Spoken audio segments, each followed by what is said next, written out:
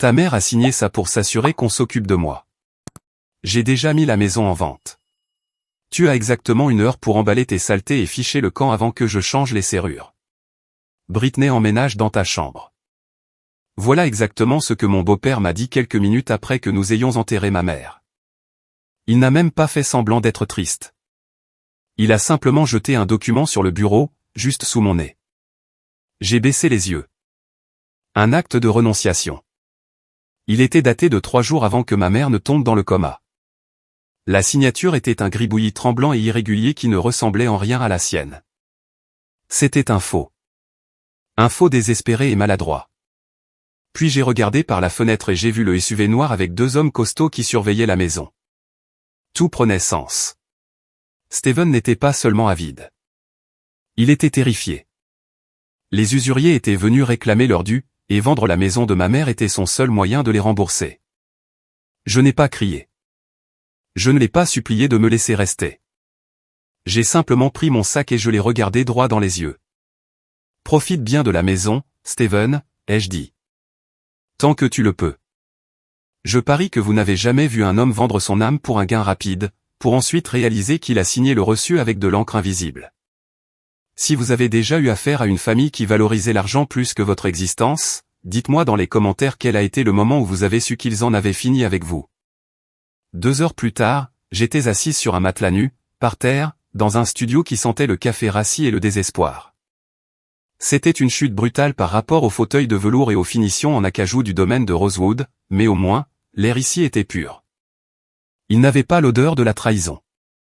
J'ai regardé les quelques cartons que j'avais réussi à traîner avec moi, mes vêtements, mon ordinateur portable et les quelques petits souvenirs que j'avais sauvés avant que Steven ne change les serrures.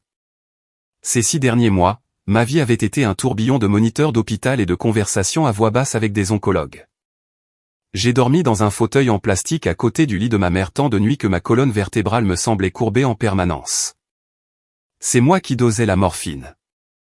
C'est moi qui gérais les factures du domaine, équilibrant les comptes que Steven essayait activement de vider. Chaque fois que je remettais en question un retrait de $5000 pour un « voyage d'affaires », il me regardait avec ce ricanement condescendant et me disait que je ne comprenais rien à la haute finance. Je comprenais parfaitement. Je comprenais que pendant que j'épongeais le front de ma mère mourante, il flambait ses économies au casino.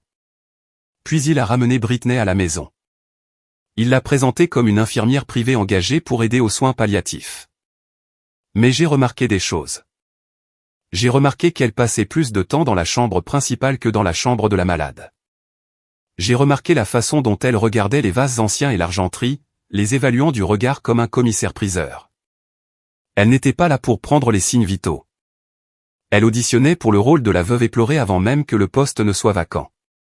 La rage que j'ai ressentie, assise sur le sol de mon studio, n'était pas seulement due à l'expulsion. Elle venait de la comédie à laquelle j'avais assisté plus tôt ce matin-là. Vous auriez dû le voir à l'enterrement. Steven se tenait près de la tombe ouverte, tremblant et sanglotant, serrant un mouchoir tout en acceptant les condoléances des voisins. Il chuchotait quel mari dévoué et brisé il était. C'était une performance digne d'un Oscar. Mais dès que les invités se sont détournés pour se rendre à la réception, le masque est tombé. Il m'a attrapé le bras, sa poigne assez forte pour me faire un bleu, et a sifflé à mon oreille, « Arrête de faire cette tête. Tu me mets dans l'embarras devant les investisseurs. » Il faisait du réseautage à l'enterrement de sa femme. Mais ce ne fut pas le point de rupture. Le point de rupture est survenu 10 minutes plus tard. J'ai regardé de l'autre côté du cimetière et j'ai vu Britney, debout sous un parapluie noir, essayant d'avoir l'air solennel. Elle portait une simple robe noire, mais autour de son cou se trouvait un double rang de perles des mers du sud vintage avec un fermoir en diamant. J'ai eu le souffle coupé. C'étaient les perles de ma mère. Celles qu'elle avait portées le jour de son mariage, celles qu'elle avait tenues dans ses mains affaiblies il y a à peine une semaine, me chuchotant qu'elle voulait que je les aie après sa mort. Steven n'avait pas seulement volé la maison ou l'argent. Il avait pillé la boîte à bijoux avant même que le corps ne soit froid et avait paré sa maîtresse du butin. C'est à ce moment-là que j'ai réalisé que ce n'était pas seulement de l'avidité. C'était un effacement. Il voulait nous effacer, ma mère et moi, de l'existence pour pouvoir commencer sa nouvelle vie avec sa jeune petite amie et un compte en banque de $5 millions. Il pensait avoir gagné. Il pensait que me priver de ma maison et de mon héritage me briserait. Mais alors que j'étais assise là, dans le noir, à regarder la pluie strier la fenêtre de mon minuscule appartement, j'ai arrêté de pleurer. Je me suis essuyé le visage et j'ai regardé mon ordinateur portable posé sur une pile de livres. Steven se croyait le maître des lieux parce qu'il détenait les clés, mais il avait oublié que c'est moi qui avais installé le système de domotique. J'ai essuyé la dernière larme de ma joue et j'ai ouvert mon ordinateur portable. La lumière bleue de l'écran était la seule chose qui perçait l'obscurité de mon studio. Je n'avais pas encore de plan, mais j'avais une intuition. Steven était arrogant, mais il était aussi négligent. Il pensait que changer les serrures suffisait à me tenir à l'écart. Je me suis rendu sur la page de connexion de l'unité centrale de sécurité du domaine de Rosewood. J'ai tapé le mot de passe administrateur que j'utilisais depuis 5 ans. Accès refusé. J'ai réessayé. Accès refusé. Il l'avait changé. Bien sûr qu'il l'avait fait. Ce n'était pas un génie de la technologie, mais il était assez paranoïaque pour verrouiller la porte d'entrée numérique. Pendant une seconde, la panique m'a envahi. Si je ne pouvais pas entrer dans le système, je ne pourrais rien prouver. Mais ensuite, je me suis souvenu de l'angle mort. Steven ne connaissait pas l'existence du système secondaire. 6 mois plus tôt, lorsque j'ai commencé à soupçonner que son infirmière privée négligeait ma mère, j'ai installé un réseau autonome de mini-caméras. Elles étaient en haute définition, avec audio, et cachées dans les bibliothèques du salon et de la chambre principale. Elles fonctionnaient sur un serveur indépendant dont Steven ignorait même l'existence. J'ai tapé le mot de passe, Eleanor 1960, le nom et la date de naissance de ma mère. L'écran est devenu vert. Accès accordé. Mon cœur battait la chamade contre mes côtes tandis que je parcourais les archives du cloud. Je n'ai pas eu à chercher bien loin. J'ai cliqué sur le fichier horodaté de la veille, 23h43, la nuit avant l'enterrement. Le flux vidéo de la bibliothèque a rempli mon écran. C'était d'une clarté cristalline. Il y avait Steven, se servant un verre du scotch millésimé de ma mère, la bouteille qu'elle gardait pour le jour de mon mariage. Britney était là aussi. Elle tournait sur le fauteuil de direction en cuir derrière le bureau, riant comme une adolescente qui vient de piller le bar. J'ai mis mes écouteurs et j'ai augmenté le volume. « Tu es sûr que ça va marcher, Steven ?» demanda Britney, en ramassant un papier sur le bureau. La signature a l'air tremblante. On dirait un gribouillage. Steven but son verre d'un trait. Elle n'a pas besoin d'être parfaite, ma chérie. Il faut juste qu'elle tienne 48 heures. Il se pencha sur le bureau, le visage pâle et en sueur sous les lumières de la bibliothèque. Les mecs du syndicat ont encore appelé. Ils m'ont donné jusqu'à vendredi. Si je n'ai pas l'argent d'ici là, ils ne vont pas seulement me casser les jambes. Ils vont m'enterrer. Alors, on vend. On vend vite, dit Steven, sa voix tombant à un murmure désespéré. On trouve un acheteur qui paie cash et qui ne pose pas trop de questions. On brade la maison pour ce qu'on peut en tirer, on paie la dette, et on disparaît aux îles Caïmans avant que quiconque ne se rende compte que le titre de propriété est frauduleux. J'ai mis sur pause. Ma main tremblait, mais cette fois, ce n'était pas de chagrin. C'était à cause de l'adrénaline. C'était là, la preuve irréfutable. Il n'était pas seulement un mari en deuil faisant une erreur. C'était un débiteur désespéré avouant un faux en écriture et une conspiration en vue de commettre une fraude. Il prévoyait de vendre une propriété de 5 millions de dollars qui ne lui appartenait pas pour rembourser des dettes de jeu illégales. Je me suis adossé au mur froid de mon appartement. J'avais la preuve. Je pouvais apporter cet enregistrement à la police dès maintenant. Je pouvais déposer une injonction.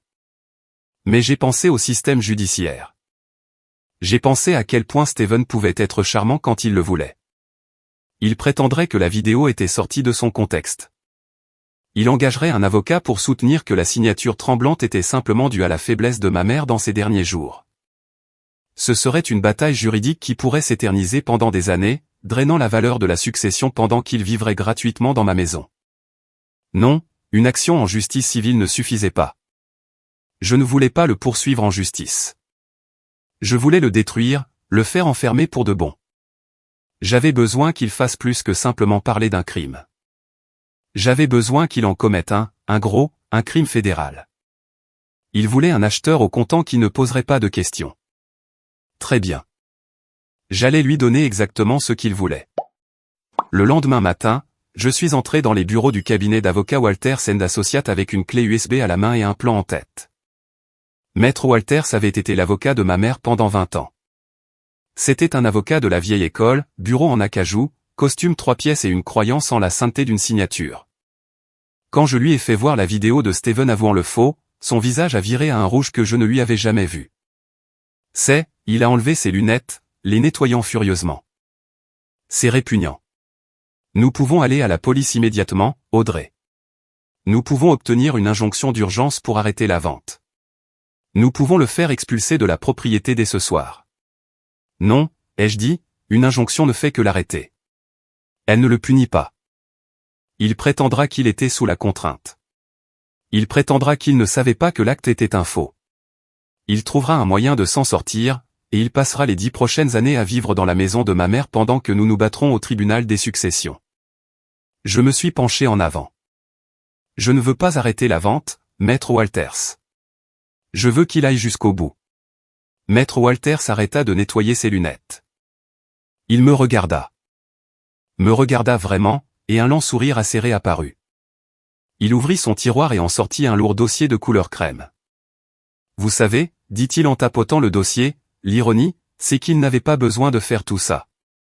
Votre mère savait qu'il était terrible avec l'argent, mais elle ne voulait pas qu'il se retrouve à la rue. Ceci est son véritable dernier testament. Il fit glisser un document sur le bureau. J'ai lu la clause surlignée. Usufruit viager. Elle lui a laissé un usufruit viager, expliqua Walters. Cela signifie qu'il avait le droit légal de vivre dans le domaine de Rosewood sans loyer jusqu'au jour de sa mort. Il aurait eu un toit sur la tête pour toujours. Mais il y a une condition. Il montra un paragraphe en gras. Clause 4. Toute tentative de la part de l'usufruitier de vendre, d'hypothéquer ou de transférer le titre de propriété sera considérée comme une répudiation de ce don, annulant immédiatement l'usufruit viager et restituant la pleine possession au nu propriétaire. Le nu propriétaire, c'est vous, dit Walter. S'il était resté tranquille, il aurait eu une maison. Mais en essayant de la vendre, non seulement il commet une fraude, mais il s'expulse légalement lui-même. C'était parfait. C'était le dernier clou dans le cercueil de son avidité. Aidons-le à creuser le trou, dis-je. Nous avons passé l'heure suivante à mettre en place le piège. Nous ne pouvions pas utiliser un vrai acheteur. Je n'allais pas laisser une famille innocente se mêler de ça. Nous avons utilisé une société écran que Maître Walters gérait pour des clients fortunés soucieux de leur vie privée. Quelque chose de vague et de corporatif, Triton Holdings LLC. Nous avons rédigé l'email. Nous n'avons pas offert les 5 millions complets. Ce serait trop suspect. Les hommes désespérés s'effraient quand les choses sont trop faciles. Sujet, offre au comptant propriété Rosewood. Offre, 4,8 millions de dollars. Tout en cash. Clôture sous 48 heures. Condition, l'acheteur exige une clôture immédiate pour respecter un délai d'échange fiscal 1031. L'échange 1031 était le détail qui a tout vendu. C'est une niche fiscale immobilière qui oblige les acheteurs à réinvestir de l'argent dans un délai strict. Cela expliquait la précipitation. Cela expliquait le paiement comptant. Cela donnait à l'urgence un air d'affaires d'entreprise, pas de magie. Nous avons envoyé l'email à l'adresse que Steven avait indiquée sur le site de vente par le propriétaire qui l'avait monté à la hâte. Puis nous avons attendu. Ça a pris 11 minutes. Mon téléphone, toujours lié au système de domotique, a sonné avec une alerte audio provenant de la bibliothèque. J'ai mis mes écouteurs. Britney, regarde ça. La voix de Steven tremblait. 4,8 millions cash. Ils veulent signer dans 2 jours. Fais-le, cria Britney. Accepte. Non, dit Steven, sa voix prenant ce ton arrogant que je détestais tant. Ils sont pressés. Ça veut dire qu'ils sont désespérés. Je peux obtenir plus. J'ai regardé le fil de discussion sur l'écran de Maître Walters. Steven a répondu. Il n'a pas accepté. Il a contre-proposé à 5,2 millions. Maître Walters m'a regardé. Il marchande. L'homme est en train de commettre un crime et il marchande. Laissez-le gagner, ai-je dit. Donnez-lui 5 millions tout rond. Faites en sorte qu'il se sente comme l'homme le plus intelligent de la pièce. Nous avons envoyé la contre-offre. Offre finale, 5 millions de dollars. À prendre ou à laisser. 3 minutes plus tard, la réponse est arrivée. D'accord. Envoyez le contrat. J'ai regardé Maître Walters. Le piège n'était pas seulement tendu. Steven venait de tomber dedans et avait verrouillé la porte derrière lui. Programmez la signature pour vendredi, ai-je dit. Je veux être aux premières loges. Le vendredi matin arriva avec un ciel de la couleur d'une prune meurtrie. La signature était prévue pour 10 heures dans les bureaux de Sterling & Company, un cabinet boutique que Maître Walters utilisait pour les transactions d'entreprise à haut risque. C'était le genre d'endroit conçu pour vous faire sentir riche juste en marchant sur la moquette, silencieuse, moelleuse et sentant l'argent ancien. Je n'étais pas dans la pièce. Pas encore. J'étais assise dans une berline noire garée de l'autre côté de la rue, regardant le flux en direct d'une caméra bouton discrètement épinglée au revers de la veste de l'avocat de l'acheteur. À 9h55, un taxi s'est arrêté. Steven en est sorti. Il portait un costume, un Armani qu'il avait acheté pour la fête du 50e anniversaire de ma mère il y a 5 ans. Il était serré à la taille maintenant, tendu par le ballonnement du whisky bon marché et du stress, mais il le boutonna avec l'assurance d'un PDG concluant une fusion. Britney le suivait, ressemblant moins à une infirmière qu'à une touriste, faisant défiler son téléphone. J'ai zoomé sur le flux. Elle regardait des bungalows sur pilotis à Bora Bora. Ils sont entrés dans la salle de conférence comme s'ils étaient propriétaires de l'immeuble. Monsieur Henderson, l'avocat de l'acheteur et un associé de Maître Walters nommé David, se leva. Merci d'avoir accommodé notre calendrier. Mon client est impatient de finaliser l'échange 1031. Heureux de vous aider, dit Steven, sa voix résonnant d'une fausse confiance. Il s'assit, tambourinant des doigts sur la table en verre. Il transpirait. Je pouvais voir la sueur sur son front même à travers l'image granuleuse. Il regarda la bouteille d'eau sur la table, mais ne but pas. Il vibrait d'adrénaline. Nous avons préparé le virement bancaire, dit David, faisant glisser une épaisse pile de documents sur la table. 5 millions de dollars, en attente de la vérification du transfert de titres. Avez-vous l'acte? C'était le moment de vérité. Steven plongea la main dans sa mallette. Sa main tremblait légèrement, mais il le masqua en lissant sa cravate. Il sortit l'acte de renonciation, celui avec la signature fausse et tremblante de ma mère. Il le posa sur la table comme une quinte flush royale. Steven affirma calmement que le titre de propriété était en règle, disant que sa défunte femme le lui avait transféré avant de mourir. Interrogé sur sa fille, Audrey, il inventa un mensonge cruel, la qualifiant de toxicomane instable qui avait renoncé à ses droits contre de l'argent. En l'entendant détruire sa réputation juste pour conclure la fraude, Audrey attendit. L'avocat de l'acheteur fit glisser l'acte de vente. Steven signa sans hésiter, accepta un virement de 5 millions de dollars et sourit, convaincu d'avoir gagné. C'est à ce moment que les portes s'ouvrirent. Audrey entra avec son avocat et 2 hommes qui n'étaient manifestement pas là pour négocier. Steven se moqua d'elle, confiant que l'affaire était conclue. Audrey le corrigea calmement. Elle révéla le vrai testament. Steven n'avait bénéficié que d'un usufruit viager, le droit de vivre dans la maison, pas de la vendre. En tentant de vendre la propriété, il avait annulé ce droit instantanément. 5 minutes plus tôt, il avait une maison. Au moment où il a signé, il s'est légalement expulsé lui-même. Pire encore, l'argent qu'il venait d'accepter était maintenant une preuve. Un inspecteur qualifia le crime pour ce qu'il était, fraude électronique fédérale. Le transfert fut gelé. Steven paniqua. Sa maîtresse tenta de fuir jusqu'à ce que l'inspecteur révèle des enregistrements audio et des bijoux volés de la succession, l'alliant en tant que complice. Alors que Steven était menotté, il supplia Audrey, se disant son père. Elle le fit taire avec une dernière vérité. Il ne l'avait pas élevé. Il l'avait simplement toléré. Et maintenant, en tant que propriétaire, elle l'expulsait. Steven fut emmené de force. La maison fut récupérée. Les serrures furent changées. Plus tard, seule dans le domaine silencieux, Audrey serra les perles de sa mère et respira enfin. Parfois, la vengeance n'est pas la destruction. C'est laisser quelqu'un signer l'acte qui anéantit son propre avenir, pendant que vous gardez les clés.